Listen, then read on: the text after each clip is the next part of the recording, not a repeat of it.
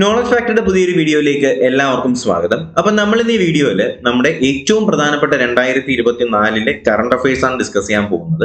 അപ്പൊ ഇനി വരാൻ പോകുന്ന കേരള PSCയിലെ പരീക്ഷകൾക്കെല്ലാം ഇനി നമ്മൾ എടുക്കാനായിട്ട് പോകുന്ന കറണ്ട് അഫയേഴ്സ് സീരീസ് ക്ലാസ്സുകൾ നിങ്ങൾ കൃത്യമായിട്ട് ഫോളോ ചെയ്താൽ നല്ല മാർക്ക് നിങ്ങൾക്ക് വാങ്ങിക്കാനായിട്ട് കഴിയും. അപ്പൊ എന്തായാലും സംസാരിച്ച സമയം കളയുന്നില്ല, ഒന്നാമത്തെ ചോദ്യത്തിലേക്ക് കിടക്കുകയാണ്.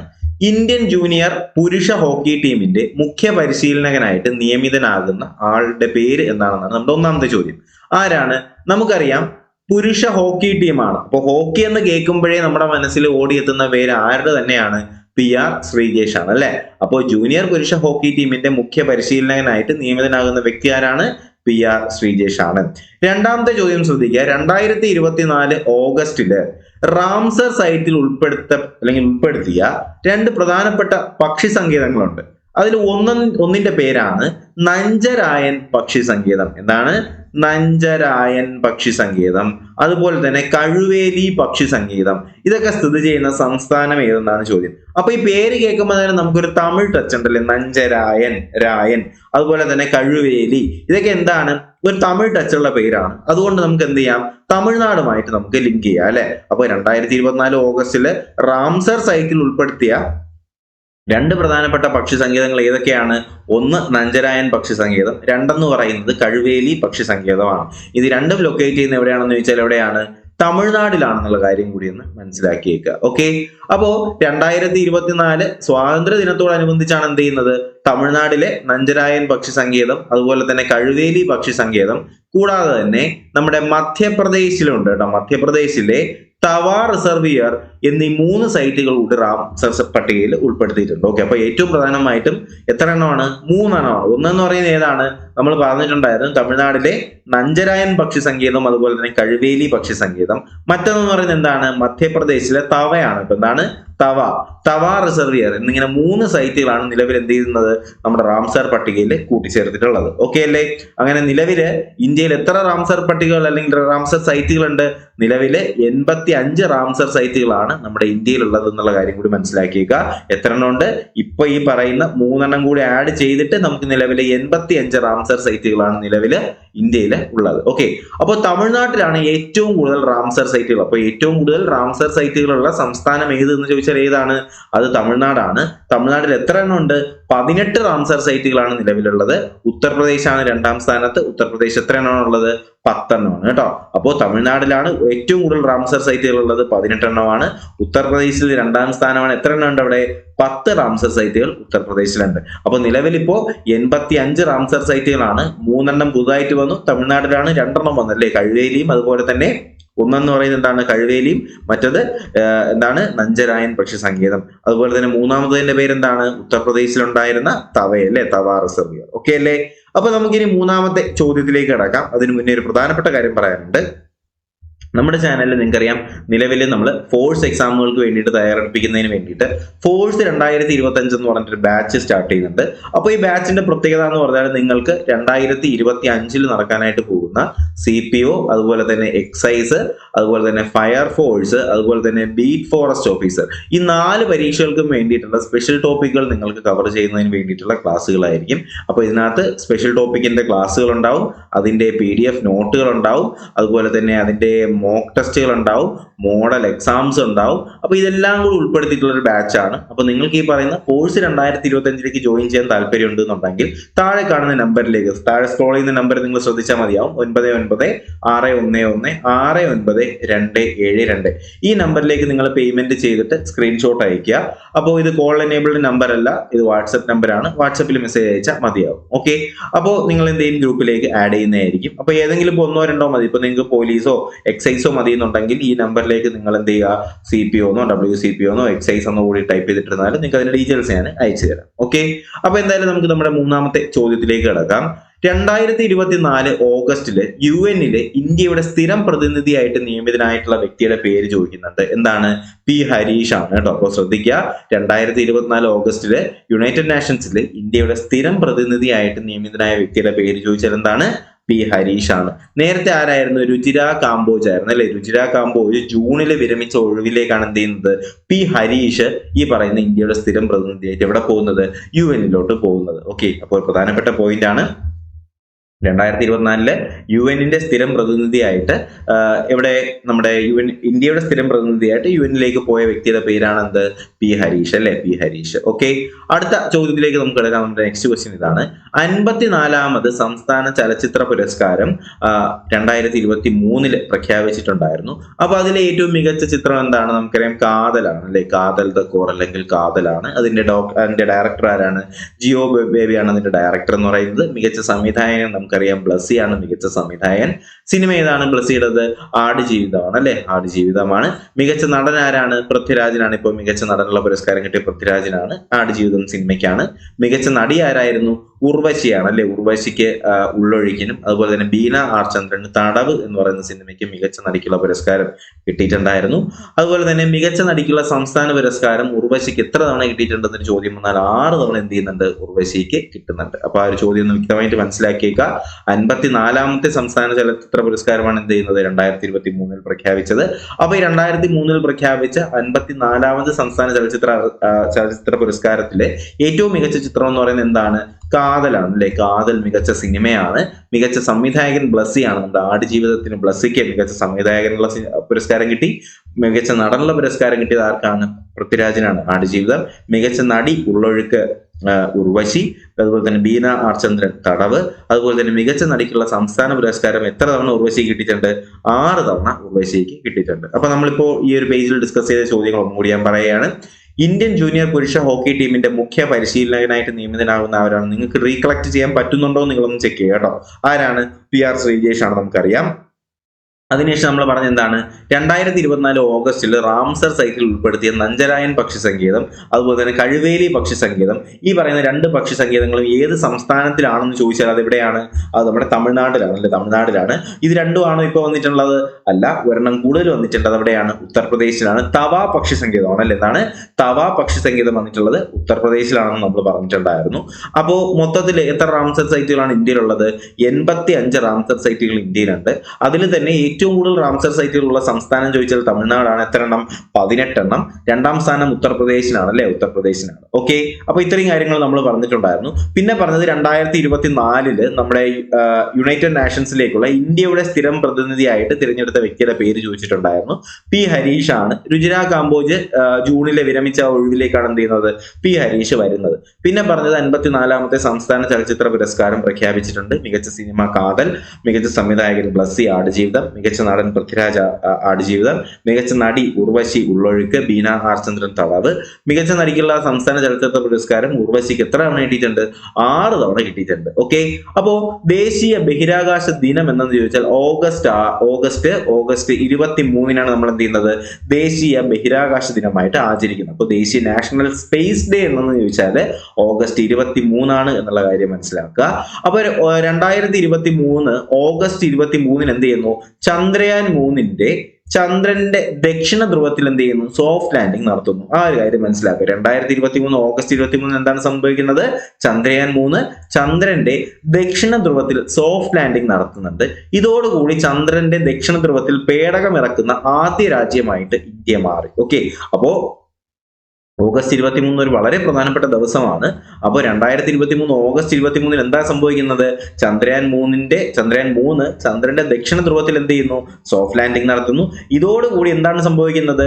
ചന്ദ്രന്റെ ദക്ഷിണ ധ്രുവത്തിൽ പേടകം ഇറക്കുന്ന ആദ്യത്തെ രാജ്യമായിട്ട് ഏത് മാറുന്നു? നമ്മുടെ ഇന്ത്യ മാറുകയാണ് അല്ലെ? ഇന്ത്യ മാറുകയാണ്. ഓക്കെ, അപ്പോൾ ഈ അഭിമാന നേട്ടത്തിന്റെ ഓർമ്മയ്ക്കായിട്ടാണ് എന്ത് ചെയ്യുന്നത്? 2023 അല്ലെങ്കിൽ ഓഗസ്റ്റ് 23 നമ്മൾ ബഹിരാകാശ ദിനമായിട്ട് ആചരിക്കാനായി തീരുമാനിച്ചത്. ചന്ദ്രന്റെ ദക്ഷിണ ധ്രുവത്തിൽ വിക്രം ലാൻഡർ ഇറങ്ങിയ സ്ഥലത്തിന് രാജ്യം നൽകിയ പേരാണ് ശിവശക്തി പോയിന്റ്. ഒരു പ്രധാനപ്പെട്ട പോയിന്റ് ആണ്. അപ്പോൾ ചന്ദ്രന്റെ ദക്ഷിണ ധ്രുവത്തില് നമ്മുടെ വിക്രം ലാൻഡർ ഇറങ്ങിയ സ്ഥലത്ത് രാജ്യം നൽകിയ പേരെന്താണെന്ന് ചോദിച്ചാൽ എന്താണ്?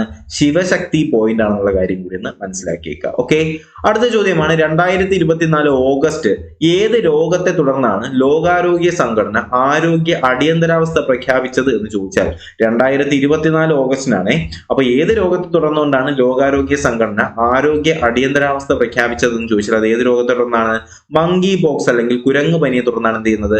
2024 ഓഗസ്റ്റിനെ നമ്മുടെ ലോകാരോഗ്യ സംഘടന അല്ലെങ്കിൽ വേൾഡ് ഹെൽത്ത് ഓർഗനൈസേഷൻ ഒരു അടിയന്തരാവസ്ഥ പ്രഖ്യാപിച്ചത്. ഓക്കെ, അതുപോലെ തന്നെ കാസർഗോഡ് കേന്ദ്ര തോട്ടവിള ഗവേഷണ കേന്ദ്രം വികസിപ്പിച്ച അത്യുൽപാദന ശേഷിയുള്ള തെങ്ങിന്റെ ഇനങ്ങൾ ഏതൊക്കെയെന്ന് ചോദിച്ചാല് കൽപ്പ, സുവർണ, അതുപോലെ തന്നെ കൽപ്പ ശതാബ്ദി. ഓക്കെ, ഇപ്പൊ കൽപ്പ സുവർണ അല്ലെങ്കിൽ കൽപ്പ ശതാബ്ദി എന്ന് പറയുന്നതാണ് എന്ത്, നമ്മുടെ കാസർഗോഡ് കേന്ദ്ര തോട്ടവിള ഗവേഷണ കേന്ദ്രത്തിൽ വികസിപ്പിച്ച അത്യുൽപാദന ശേഷിയുള്ള തെങ്ങിന്റെ ഇനങ്ങൾ ഏതൊക്കെയാണ്? കൽപ്പ സുവർണ. അപ്പൊ നമുക്കറിയാം സുവർണ കൽപ്പം അല്ലെ, ഒരു ഗോൾഡൻ കളറിലുള്ള തേങ്ങ, അതാണ് സുവർണ കൽപ്പം. അതുപോലെ തന്നെ കൽപ്പ ശതാബ്ദി അല്ലെ, ഒരുപാട്. ഓക്കെ, ശതം എന്ന് പറയുമ്പോൾ എന്താണ്? 100 അല്ലെ. അപ്പൊ ഒരുപാട് തേങ്ങകൾ ഉണ്ടാകുന്ന ശതാബ്ദി. ഓക്കെ, അപ്പോ തേങ്ങ കൽപ്പ ശതാബ്ദി. അപ്പൊ ആ ഒരു ബന്ധം വെച്ച് പഠിച്ചാൽ നമുക്ക് ഇവിടെ കിട്ടുമ്പോൾ തന്നെ കൽപ്പ എന്ന് പറയുന്ന പേര് കിട്ടുമ്പോൾ തന്നെ നമുക്ക് മനസ്സിലാവും. അപ്പൊ കൽപ്പ സുവർണ കൽപ്പ ശതാബ്ദി എന്ന് പറയുന്നതാണ് നമ്മുടെ കാസർഗോഡ് കേന്ദ്ര തോട്ടവിള ഗവേഷണ കേന്ദ്രം വികസിപ്പിച്ച അത്യുൽപാദന ശേഷിയുള്ള തെങ്ങിനങ്ങളാണ് പറയുന്നത്. അടുത്ത ചോദ്യം, 8ാമത്തെ ചോദ്യമാണ്. സംസ്ഥാന വിജിലൻസ് ഡയറക്ടറായിട്ട് നിയമിതനായ വ്യക്തിയുടെ പേരാണ് യോഗേഷ് ഗുപ്ത. അപ്പോൾ സംസ്ഥാനത്തിലെ വിജിലൻസ് ഡയറക്ടറായിട്ടൊക്കെ നിയമിതനാവണമെങ്കിൽ അയാൾക്ക് എന്ത് വേണം? അത്യാവശ്യം നല്ല യോഗമുള്ള ഒരു മനുഷ്യനാണെന്നുണ്ടെങ്കിൽ കേരളം പോലുള്ള ഒരു സംസ്ഥാനത്തിൽ വിജിലൻസ് ഡയറക്ടറായിട്ടൊക്കെ നിയമിതനാവാൻ പറ്റത്തുള്ളൂ. അപ്പൊ അങ്ങനെ യോഗമുള്ള ഒരു മനുഷ്യനാണ് ആര്? യോഗേഷ് ഗുപ്ത എന്ന് പറയുന്നത്. അപ്പൊ സംസ്ഥാന വിജിലൻസ് ഡയറക്ടറായിട്ട് നിയമിതനായ വ്യക്തിയുടെ പേരെന്താണ്? യോഗേഷ് ഗുപ്ത എന്നാണ്. യോഗേഷ് ഗുപ്തയാണ്. അടുത്ത ചോദ്യം ശ്രദ്ധിക്കുക, നമ്മുടെ 9ാമത്തെ ചോദ്യമാണ്. 2024 ഓഗസ്റ്റ് റിപ്പോർട്ടുകൾ പുറത്തുവിട്ട ഹേമ കമ്മീഷൻ ഏത് മേഖലയിലെ സ്ത്രീകളുടെ പ്രശ്നങ്ങൾ പഠിക്കാനാണ് സർക്കാർ നിയമിച്ചത്? നമുക്കറിയാം ഹേമ കമ്മീഷൻ ഒരുപാട് സിനിമാ നടന്മാരെയും സിനിമാ മേഖലയെ തന്നെ പിടിച്ചു കുലുക്കിയതാണ്. അപ്പോ സിനിമാ മേഖലയുടെ പ്രശ്നങ്ങൾ, സ്ത്രീകളുടെ പ്രശ്നങ്ങൾ മനസ്സിലാക്കുന്നതിന് വേണ്ടിയിട്ടാണ് എന്ത് ചെയ്യുന്നത്? ഹേമ കമ്മീഷൻ പുറത്തുവിട്ടിട്ടുണ്ടായിരുന്നത്. അടുത്ത ചോദ്യം, സ്കൂളുകളിൽ ഗുഡ് മോർണിംഗ് എന്നതിന് പകരം ജയ് ഹിന്ദ് എന്ന് ഉപയോഗിക്കാനായി തീരുമാനിച്ച സംസ്ഥാനമാണ് ഹരിയാന. എന്താണ്? സ്കൂളുകളിൽ ഗുഡ് മോർണിംഗിന് പകരം ജയ് ഹിന്ദ് എന്ന് പറയുന്ന പദം ഉപയോഗിക്കാൻ തീരുമാനിച്ച സംസ്ഥാനം ചോദിച്ചാൽ അത് ഏത് സംസ്ഥാനമാണ്? ഹരിയാനയാണ് അല്ലെ. ഹരിയാനയാണ് ഗുഡ് മോർണിംഗിന് പകരം ജയ് ഹിന്ദ്. അടുത്ത ചോദ്യമാണ്, ചലച്ചിത്ര നടൻ സത്യന്റെ ജീവിതം പ്രമേയമാക്കിക്കൊണ്ട് മാതൃഭൂമി പുറത്തിറക്കിയ നോവലിന്റെ പേരാണ് സത്യം. അപ്പോ ചലച്ചിത്ര നടൻ സത്യന്റെ ജീവിതം പ്രമേയമാക്കിക്കൊണ്ട് മാതൃഭൂമി പുറത്തിറക്കിയ നോവലിന്റെ പേര് സത്യം എന്നാണ്. അതിന്റെ രചയിതാവ് ആരാണ്? രാജീവ് ശിവശങ്കരനാണ് കേട്ടോ. രാജീവ് ശിവശങ്കറാണ് സത്യം എന്ന് പറയുന്ന നോവൽ, നമ്മുടെ ചലച്ചിത്ര നടനായിട്ടുള്ള സത്യന്റെ ജീവിതം പ്രമേയമാക്കിക്കൊണ്ട് മാതൃഭൂമി പുറത്തിറക്കിയ നോവലാണ് സത്യം. അതിന്റെ രചയിതാവ് ആരെന്ന് ചോദിച്ചാൽ ആരാണ്? രാജീവ് ശിവശങ്കരനാണ്. അടുത്ത ചോദ്യമാണ്, ഇന്ത്യയിലെ ഏറ്റവും നീളമേറിയ ക്ഷേത്ര ചുവർച്ചിത്രം ഒരുങ്ങുന്നത് എവിടെയെന്ന് ചോദിച്ചാൽ അത് കതിരൂർ സൂര്യനാരായണ ക്ഷേത്രമാണ്, കണ്ണൂരിലാണ് കേട്ടോ. എവിടെയാണ്? ഇന്ത്യയിലെ തന്നെ ഏറ്റവും നീളമേറിയ ക്ഷേത്ര ചുവർച്ചിത്രം ഒരുങ്ങുന്നത് എവിടെയാണ്? കതിരൂർ സൂര്യനാരായണ ക്ഷേത്രം. അതെവിടെയാണ്? കണ്ണൂർ തലശ്ശേരിയിലാണ് ഈ പറയുന്ന കതിരൂർ സൂര്യനാരായണ ക്ഷേത്രം വരുന്നത്. ഇന്ത്യയിലെ ഏറ്റവും വലിയ ക്ഷേത്ര ചുവർച്ചിത്രമാണ് കതിരൂർ സൂര്യനാരായണ ക്ഷേത്രം. ഓക്കെ. അടുത്ത ചോദ്യം, പാരീസ് ഒളിമ്പിക്സിന് പിന്നാലെ വിരമിക്കൽ പ്രഖ്യാപിച്ച മലയാളി ഗോൾ കീപ്പർ PR ശ്രീജേഷിനോടുള്ള ആദര സൂചകമായിട്ട് ഇന്ത്യൻ സീനിയർ ഹോക്കി ടീമിൽ നിന്നും പിൻവലിച്ച ജേഴ്സി നമ്പറാണ് 16 കേട്ടോ. അപ്പോൾ ഒളിമ്പിക്സ് കഴിഞ്ഞതോടുകൂടി എന്ത് ചെയ്യുന്നു? മലയാളി ഗോൾ കീപ്പർ ആയിട്ടുള്ള PR ശ്രീജേഷിന്റെ ജേഴ്സി നമ്പറാണ് 16. ഇതിന് എന്ത് ചെയ്യുന്നു? ആദര സൂചകമായിട്ട് ഇന്ത്യൻ സീനിയർ ഹോക്കി ടീമിൽ നിന്നും ഈ നമ്പർ പിൻവലിച്ചു. ഇനി ആർക്കും എന്ത് ചെയ്യാൻ പറ്റത്തില്ല? 16 ഉപയോഗിക്കാനായിട്ട് പറ്റത്തില്ല. അതുപോലെ തന്നെ നമ്മുടെ സച്ചിൻ തെണ്ടുൽക്കറിന്റെ 10, ധോണിയുടെ 7, ഇതൊന്നും വേറെ ആർക്കും ഉപയോഗിക്കാൻ പറ്റാത്ത നമ്പറുകളാണ് കേട്ടോ. അപ്പോൾ അതുപോലെ ഒരു ഐഡന്റിക്കൽ നമ്പർ ആയിട്ട് 16 മാറിയിട്ടുണ്ട്. ഇത് നമ്മുടെ PR ശ്രീജേഷിന്റെ ജേഴ്സി നമ്പറാണ്. അടുത്ത ചോദ്യം, ഇന്ത്യയിലെ ആദ്യത്തെ ഭരണഘടനാ പാർക്ക് നിലവിൽ വരുന്ന സംസ്ഥാനം ചോദിച്ചാൽ, നഗരം ചോദിച്ചാൽ അത് പൂനെയാണ് കേട്ടോ. അപ്പൊ ഇന്ത്യയിലെ ആദ്യത്തെ ഭരണഘടനാ പാർക്ക് അല്ലെങ്കിൽ കോൺസ്റ്റിറ്റ്യൂഷൻ പാർക്ക് എവിടെ എന്നൊരു ചോദ്യം വന്നാൽ എവിടെയെന്ന് എഴുതണം? പൂനെയിൽ എന്ന് വേണം എഴുതാനായിട്ട്. ഓക്കെ, അപ്പൊ ഇന്ത്യയിലെ ആദ്യത്തെ കോൺസ്റ്റിറ്റ്യൂഷൻ പാർക്ക് നിലവിൽ വന്ന നഗരം ഏതാണ്? പൂനെയിലാണ്. ഇന്ത്യയിലെ ആദ്യത്തെ ലിഥിയം ഖനി നിലവിൽ വരുന്ന കോർബ ജില്ലയിലെ കത്ഖോര നഗരം ഏത് സംസ്ഥാനത്തിലാണെന്ന് ചോദിച്ചാൽ ഛത്തീസ്ഗഡിലാണ്. നല്ലൊരു ചോദ്യമാണ്. ഇന്ത്യയിലെ ആദ്യത്തെ ലിഥിയം ഖനി, ഓക്കെ, ലിഥിയം ഖനി അല്ലെങ്കിൽ ലിഥിയം മൈൻ നിലവിൽ വരുന്ന എവിടെയാണ്? കോർബ ജില്ലയിലാണ്. കോർബ എന്ന് പറയുന്ന ജില്ലയിലെ കത്ഖോര എന്ന് പറയുന്ന നഗരത്തിലാണ്. കോർബ ജില്ലയിലെ കത്ഖോര എന്ന് പറയുന്ന നഗരത്തിലാണ്. ഇത് ഏത് സംസ്ഥാനത്തിലെന്ന് വെച്ചാൽ ഛത്തീസ്ഗഡിൽ. അപ്പൊ ഛത്തീസ്ഗഡിലെ കോർബ നഗരത്തിലെ അല്ലെങ്കിൽ കോർബ ജില്ലയിലെ കത്ഖോര നഗരത്തിലാണ് എന്ത് ചെയ്യുന്നത്? ഇന്ത്യയിലെ തന്നെ ആദ്യത്തെ ലിഥിയം ഖനി, നമ്മുടെ ലിഥിയം അയൺ ബാറ്ററി ഒക്കെ ഉണ്ടല്ലോ, അപ്പൊ അതിനൊക്കെ വേണ്ടിയിട്ടുള്ള ലിഥിയം ഖനി നിലവിൽ വരുന്ന എവിടെയാണ്? ഛത്തീസ്ഗഡിലെ കോർബ ജില്ലയിലെ കത്ഖോര നഗരത്തിലാണ് എന്നുള്ള കാര്യം ഒന്ന് മനസ്സിലാക്കി. അപ്പൊ നമ്മൾ പറഞ്ഞ പോയിന്റുകൾ ഒന്നും കൂടി ഡിസ്കസ് ചെയ്യാണ്. അപ്പോൾ നിങ്ങൾക്ക് ആ പോയിന്റുകൾ നിങ്ങൾക്ക് കിട്ടുന്നുണ്ടോ നിങ്ങൾ എന്ത് ചെയ്യുക? ഒന്ന് ചെക്ക് ചെയ്ത് നോക്കുക. ഓക്കെ. അപ്പോ ദേശീയ ബഹിരാകാശ ദിനം ഞാൻ പറഞ്ഞു ഓഗസ്റ്റ് 23-നാണ്. അപ്പോൾ ഓഗസ്റ്റ് 2023 ഓഗസ്റ്റ് 23-നാണ് എന്ത് ചെയ്യുന്നത്? ചന്ദ്രയാൻ 3 ചന്ദ്രന്റെ ദക്ഷിണ ധ്രുവത്തിൽ സോഫ്റ്റ് ലാൻഡിംഗ് നടത്തുന്നത്. അങ്ങനെ ചന്ദ്രന്റെ ദക്ഷിണ ധ്രുവത്തിൽ പേടകമിറക്കുന്ന ആദ്യത്തെ രാജ്യമായിട്ട് ഏത് മാറുന്നുണ്ട്? ഇന്ത്യ മാറുന്നുണ്ടല്ലേ. അപ്പൊ അതിന്റെ അഭിമാന സൂചകമായിട്ടാണ് നമ്മളിത് ആചരിക്കുന്നത്, ബഹിരാകാശ ദിനമായിട്ട് ആചരിക്കുന്നത്. അതുപോലെ തന്നെ ചന്ദ്രന്റെ ദക്ഷിണ ധ്രുവത്തിൽ വിക്രം ലാൻഡർ ഇറങ്ങിയ സ്ഥലത്തിന് കൊടുത്ത പേരാണ് ശിവശക്തി പോയിന്റ്. 2024 ഓഗസ്റ്റിന് കുരങ്ങു പനി അല്ലെങ്കിൽ മങ്കി പോക്സിനെ തുടർന്നുകൊണ്ടാണ് എന്ത് ചെയ്യുന്നത്? WHO അല്ലെങ്കിൽ വേൾഡ് ഹെൽത്ത് ഓർഗനൈസേഷൻ ആരോഗ്യ അടിയന്തരാവസ്ഥ പ്രഖ്യാപിക്കുന്നത്. കാസർഗോഡ് ജില്ലയിലെ കേന്ദ്ര തോട്ടവിള ഗവേഷണ കേന്ദ്രത്തിൽ വികസിപ്പിച്ച അത്യുൽപാദന ശേഷിയുള്ള തെങ്ങിനങ്ങളാണ് കൽപ്പ സുവർണ, അതുപോലെ തന്നെ കൽപ്പ ശതാബ്ദി. പിന്നെ സംസ്ഥാന വിജിലൻസ് ഡയറക്ടറായിട്ട് നിയമിതനാവണമെങ്കിൽ യോഗം വേണം, യോഗേഷ് ഗുപ്തയാണ്. പിന്നെ പറഞ്ഞു ഹേമ കമ്മീഷൻ റിപ്പോർട്ട് സിനിമാ മേഖലയിലാണ്. സ്കൂളിൽ ഗുഡ് മോർണിംഗിന് പകരം ജയ് ഹിന്ദ് ഉപയോഗിക്കാനായി തീരുമാനിച്ചത് ഹരിയാനയാണ്. നടൻ സത്യന്റെ ജീവിതം പ്രമേയമാക്കി മാതൃഭൂമി പുറത്തിറക്കിയ നോവലിന്റെ പേരാണ് സത്യം. രചയിതാവ് രാജീവ് ശിവശങ്കർ. ഇന്ത്യയിലെ ഏറ്റവും നീളമേറിയ ക്ഷേത്ര ചുവർചിത്രം ഒരുങ്ങുന്നത് കണ്ണൂർ തലശ്ശേരിയിലെ കതിരൂർ സൂര്യനാരായണ ക്ഷേത്രമാണ്. പാരീസ് ഒളിമ്പിക്സിന് പിന്നാലെ മലയാളിയായിട്ടുള്ള നമ്മുടെ ശ്രീ PR സുരേഷിന്റെ ജേഴ്സി നമ്പർ 16 എന്ത് ചെയ്യുന്നു? ആദരക സൂചകമായിട്ട് പിൻവലിക്കുന്നു. ഇന്ത്യയിലെ തന്നെ ആദ്യത്തെ ഭരണഘടനാ പാർക്ക് നിലവിൽ വരുന്നത് പൂനെയിലാണ്. ഇന്ത്യയിലെ ആദ്യത്തെ ലിഥിയം ഖനി നിലവിൽ വരുന്ന കോർബ ജില്ലയിലെ തത്കോര നഗരം ഏത് സംസ്ഥാനത്തിലാണെന്ന് ചോദിച്ചാൽ അത് ഛത്തീസ്ഗഡിലാണ്. ഓക്കെ, അടുത്ത ചോദ്യമാണ് ഉദരശക്തി. ഓക്കെ, ഉദാരശക്തി 2024 ഏതൊക്കെ രാജ്യങ്ങൾ തമ്മിലുള്ള സംയുക്ത സൈനികാഭ്യാസമാണ് കേട്ടോ. അപ്പൊ ഉദരശക്തി അല്ലെങ്കിൽ ഉദാരശക്തി എന്ന് പറയുന്നത് ഏതൊക്കെ രാജ്യങ്ങൾ തമ്മിലുള്ള സംയുക്ത സൈനികാഭ്യാസം എന്ന് ചോദിച്ചാൽ അത് എവിടെയാണ്? അത് ഇന്ത്യയും മലേഷ്യയും തമ്മിലുള്ള സംയുക്ത സൈന്യാഭ്യാസത്തിന്റെ പേരാണ് ഉദാരശക്തി എന്ന് പറയുന്നത്. ഇതിന്റെ വേദി എവിടെയാണ്? വേദി കുവാന്തൻ എന്ന് പറയുന്ന, മലേഷ്യയിലെ കുവാന്തൻ എന്ന് പറയുന്ന സ്ഥലത്തിലാണ് ഉദാരശക്തി 2024 വേദി എന്ന് പറയുന്നത്. അടുത്ത ചോദ്യം, ഇന്ത്യൻ പുരുഷ ക്രിക്കറ്റ് ടീമിന്റെ പുതിയ ബൗളിംഗ് പരിശീലകന്റെ പേരെന്താണ്? മോണി മോർക്കലാണ്. നിങ്ങൾക്ക് അറിയായിരിക്കും മോണി മോർക്കൽ. അപ്പം പഴയ ദക്ഷിണാഫ്രിക്കൻ പേസ് ബോളറാണ് ആര്? മോണി മോർക്കൽ. പുള്ളിക്കാരനാണ് ഇന്ത്യൻ പുരുഷ ക്രിക്കറ്റ് ടീമിന്റെ പുതിയ ബോളിംഗ് പരിശീലകൻ എന്ന് പറയുന്നത് മോണി മോർക്കലാണ്. ദക്ഷിണാഫ്രിക്കൻ പേസ് ബോളറാണ് പുള്ളിക്കാരൻ. അടുത്ത ചോദ്യം, വയനാട് ദേശം പശ്ചാത്തലമാക്കി വരുന്ന ഷീല ടോമിയുടെ നോവലിന്റെ പേരാണ് വല്ലി കേട്ടോ. വയനാട് വല്ലി എന്ന് പഠിച്ചു വെച്ചേക്കുക കേട്ടോ. അപ്പൊ വയനാട് ദേശം പശ്ചാത്തലമായി വരുന്ന ഷീല ടോമിയുടെ നോവലിന്റെ പേരെന്താണ്? വല്ലി എന്നാണ്. അത് നല്ല രീതിയിൽ ഒന്ന് ഓർത്ത് വെച്ചേക്കുക. വയനാട് വല്ലി എന്ന് പഠിച്ചു വെച്ചേക്കുക കേട്ടോ. അപ്പൊ വയനാട് ദേശം പശ്ചാത്തലമായി വരുന്ന ഷീല ടോമിയുടെ നോവലിന്റെ പേരാണ് വല്ലി. അടുത്ത ചോദ്യമാണ്, അതിക്രമങ്ങൾക്കിരയാകുന്ന സ്ത്രീകൾക്ക് അടിയന്തര സഹായവും പിന്തുണയും ഉറപ്പാക്കുന്ന കുടുംബശ്രീയുടെ ഹെൽപ്പ് ഡെസ്കിന്റെ പേരാണ് സ്നേഹിത കേട്ടോ. അപ്പോ അതിക്രമങ്ങൾക്കിടയാകുന്ന സ്ത്രീകൾ എന്ത് ചെയ്യുന്നു? ഒരു സ്നേഹിതയായി കണ്ടുകൊണ്ട്, ഒരു കൂട്ടുകാരിയായി കണ്ടുകൊണ്ട് എന്ത് ചെയ്യുന്നു? അവർക്ക് അടിയന്തരമായിട്ടുള്ള സഹായവും പിന്തുണയും ഒക്കെ ഉറപ്പാക്കുന്ന കുടുംബശ്രീയുടെ ഹെൽപ്പ് ഡെസ്കിന്റെ പേരാണ് എന്ത്? സ്നേഹിത എന്ന് പറയുന്നത്. അടുത്ത ചോദ്യം, മഹാരാഷ്ട്രയിലെ ആദ്യത്തെ സോളാർ ഗ്രാമത്തിന്റെ പേര് ചോദിച്ചാൽ അതെന്താണ്? മാന്യച്ചിവാടി എന്നാണ്. എന്താണ്? മാന്യച്ചിവാടി. പഠിച്ചു വെച്ചേക്കണേ.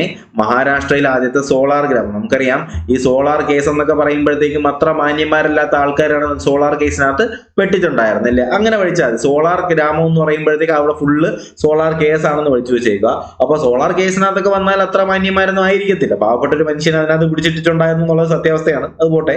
അപ്പോ സോളാർ കേസിലെ പ്രതികൾ എന്ന് പറയുന്ന അത്ര മാന്യന്മാരായിട്ടുള്ള ആൾക്കാരൊന്നും അല്ല. അപ്പോ സോളാർ ഗ്രാമത്തിന്റെ പ്രത്യേകത അല്ലെങ്കിൽ സോളാർ ഗ്രാമം ഏതാണെന്ന് ചോദിച്ചാൽ അത് മാന്യച്ചിവാടിയാണ്. മഹാരാഷ്ട്രയിലാണ് ഈ മാന്യച്ചിവാടി ഉള്ളത് കേട്ടോ. അപ്പൊ മാന്യച്ചിവാടി. മഹാരാഷ്ട്രയിലെ മുഖ്യമന്ത്രിയുടെ പേരെന്താണ്? ഏകനാഥ് ഷിൻഡെ എന്നാണ് കേട്ടോ. ഏകനാഥ് ഷിൻഡെ. മഹാരാഷ്ട്രയിലെ ആദ്യത്തെ സോളാർ ഗ്രാമമാണ് മാന്യച്ചിവാടി. അപ്പൊ മഹാരാഷ്ട്ര മുഖ്യമന്ത്രിയുടെ പേരാണ് ഏകനാഥ് ഷിൻഡെ. അടുത്ത ചോദ്യം, സദ്ഭാവന ദിനമായിട്ട് ആചരിക്കുന്നത് ആരുടെ ജന്മദിനമാണെന്ന് ചോദിച്ചാൽ നമ്മുടെ രാജീവ് ഗാന്ധിയുടെ ആണ് കേട്ടോ. സദ്ഭാവന ദിനമായിട്ട് ആചരിക്കുന്നത് ആരുടെ ജന്മദിനമാണ്? രാജീവ് ഗാന്ധിയുടെ ആണ്. മുൻ പ്രധാനമന്ത്രിയായിരുന്ന രാജീവ് ഗാന്ധിയുടെ ജന്മദിനമായ ഓഗസ്റ്റ് 20 നമ്മൾ എന്ത് ചെയ്യുന്നത്? സദ്ഭാവന ദിനമായിട്ട് ആചരിക്കുന്നത് കേട്ടോ. ഇന്ത്യയുടെ 6ാമത്തെ പ്രധാനമന്ത്രി ആയിരുന്നു നമ്മുടെ രാജീവ് ഗാന്ധി. ഓക്കെ, അടുത്ത ചോദ്യമാണ്, 2024 അന്താരാഷ്ട്ര ഭക്ഷ്യസുരക്ഷാ കോൺഫറൻസിന് വേദിയാകുന്ന എവിടെയാണെന്ന് ചോദിച്ചാൽ ദുബായിലാണ്. 2024 ഇന്റർനാഷണൽ ഫുഡ് സേഫ്റ്റി അല്ലെങ്കിൽ ഭക്ഷ്യസുരക്ഷാ കോൺഫറൻസ് എവിടെയാണെന്ന് ചോദിച്ചാൽ എവിടെയാണത്? ദുബായിലാണ് അല്ലെ? എവിടെയാണ്? ദുബായ്. ഓക്കെ, ഭക്ഷ്യസുരക്ഷ ദുബായ്. അത് പഠിക്കാനായിട്ട് നിങ്ങൾ ഇത്രയും ഓർത്താൽ മതി. നമ്മുടെ ദുബായ് ജോസിന് ഓർമ്മയുണ്ടല്ലോ, അടിച്ചു കയറി വാ അല്ലെ? അപ്പോ അടിച്ചു കയറി വാ എന്ന് പറഞ്ഞ ഡയലോഗിൽ തന്നെ പറയുന്നുണ്ട് അവർക്ക് എന്താണെന്ന് വെച്ചാൽ കൊടുക്കുക. കൊഞ്ചോ കപ്പയോ കരിമീനോ ഇതൊക്കെ എന്താണ്? ഭക്ഷണമാണ് അല്ലെ? അപ്പൊ നല്ല ഭക്ഷണം കൊടുക്കുന്നതാണ് ആര്? ദുബായ് ജോസ്. അപ്പൊ ഭക്ഷ്യസുരക്ഷ ദുബായ് ജോസ്, ദുബായ് 2024. അടുത്ത ചോദ്യം 23ാമത്തെ ചോദ്യമാണ്, കേരളത്തിലെ ഏറ്റവും പ്രായം കുറഞ്ഞ നഗരസഭാ ചെയർപേഴ്സൺ ആരാണ്? കേരളത്തിലെ ഏറ്റവും പ്രായം കുറഞ്ഞ നഗരസഭാ ചെയർപേഴ്സൺ ആര് എന്ന് ചോദിച്ചാൽ നിദ ഷഹീർ ആണ് കേട്ടോ. നിദ ഷഹീർ ആണ്. അപ്പൊ കേരളത്തിലെ ഏറ്റവും പ്രായം കുറഞ്ഞ നഗരസഭ ചെയർപേഴ്സന്റെ പേരാണ് നിദ ഷഹീർ. നിദ ഷഹീർ. കൊണ്ടോട്ടി നഗരസഭയിലെ ചെയർപേഴ്സൺ ആണ് നിദ ഷഹീർ എന്ന് പറയുന്നത്. എന്നാൽ ഇന്ത്യയിലെ ഏറ്റവും പ്രായം കുറഞ്ഞ മേയർ ആര് എന്ന് ചോദിച്ചാൽ അത് ആര്യ രാജേന്ദ്രൻ. നിങ്ങൾക്കറിയാം ആര്യ രാജേന്ദ്രൻ അല്ലെ.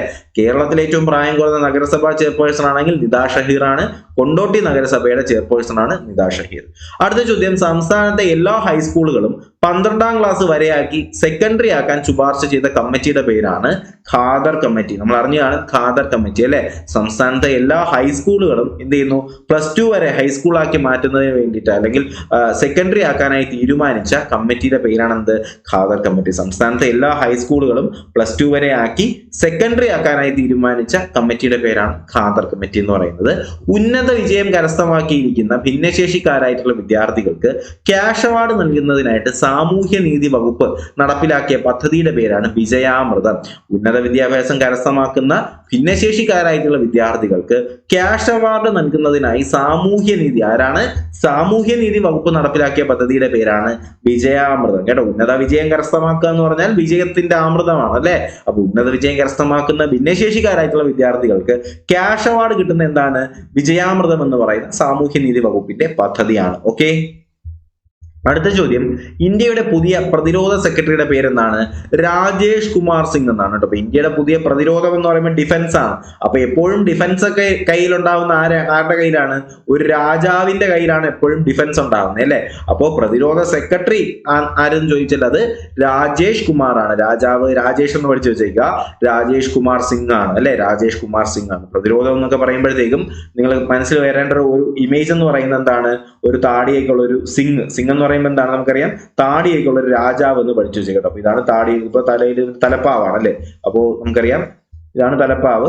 അപ്പൊ ഒരു ധീരനായിട്ടുള്ള ഒരു സിഖുകാരനാണ് എന്ത് ചെയ്യുന്നത്, ഇന്ത്യയുടെ ഇപ്പോഴത്തെ പുതിയ പ്രതിരോധ സെക്രട്ടറി എന്ന് പറയുന്നത് രാജേഷ് കുമാർ സിംഗ് ആണെന്ന് നിങ്ങളൊന്ന് പഠിച്ചു വെച്ചേക്കുക കേട്ടോ. ഓക്കെ. പടം വാച്ചുകളെ വേണ്ട. ഓക്കെ. അപ്പൊ ഇന്ത്യയിലെ ഏറ്റവും പുതിയ പ്രതിരോധ സെക്രട്ടറിയായിട്ട് നിയമിതനാകുന്ന ആരാണ്, രാജേഷ് കുമാർ സിംഗ് ആണ്. രാജേഷ് കുമാർ സിംഗ്. അടുത്ത ചോദ്യമാണ്, 2024 ഓഗസ്റ്റിൽ കേന്ദ്ര ആഭ്യന്തര സെക്രട്ടറി ആയിട്ട് നിയമിതനാകുന്ന ആരാണ്, ഗോവിന്ദ് മോഹനാണ് അല്ലെ. അപ്പോ 2024 ഓഗസ്റ്റില് ആഭ്യന്തര സെക്രട്ടറി ആയിട്ട് നിയമിതനായത് ആരാണ്, ഗോവിന്ദാണ് കേട്ടോ. ഗോവിന്ദ് മോഹനാണ് എന്ത് ചെയ്യുന്നത്, ആഭ്യന്തര സെക്രട്ടറി ആയിട്ട് നിയമിതനാകുന്നത്. ഒരു ഗോപിയൊക്കെ തൊട്ടിട്ട് ഒരു നല്ല മോഹമുള്ള ഒരു മനുഷ്യനാണ് അല്ലെ. അപ്പൊ ഗോവിന്ദ് മോഹനാണ് നിലവിലെ നമ്മുടെ കേന്ദ്ര ആഭ്യന്തര സെക്രട്ടറി എന്ന് പറയുന്നത് ഗോവിന്ദ് മോഹനാണ് കേട്ടോ. അടുത്ത ചോദ്യം, പഴങ്ങളിൽ നിന്ന് കേരള കർഷക സർവകലാശാല നിർമ്മിക്കുന്ന വൈനിന്റെ പേരാണെന്ത്, നിള. ഓക്കെ. അപ്പൊ പഴങ്ങളിൽ നിന്ന് കേരള കർഷക സർവകലാശാല നിയമിക്കുന്ന വൈനിന്റെ പേരെന്താണെന്ന് ചോദിച്ചാൽ അത് നിള എന്നാണ്.